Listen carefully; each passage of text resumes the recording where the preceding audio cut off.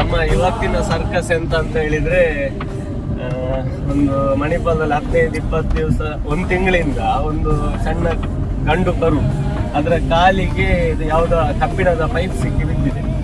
ಅದು ಕರು ದೊಡ್ಡದಾಗ್ತಿದ್ದಾಗೆ ಅದರ ಕಾಲು ಕೊಳ್ತಿದೆ, ಗಾಯ ಕಟ್ಟಾಗ್ಲಿಕ್ಕಾಗಿದೆ. ಈಗ 2-3 ದಿವಸದಿಂದ ಹಿಡೀಲಿಕ್ಕೆ ನೋಡಿದ್ವಿ, ಬಟ್ ಅದು ನೋವಿನಿಂದ ತುಂಬ ಫಾಸ್ಟ್ ಓಡ್ತದೆ.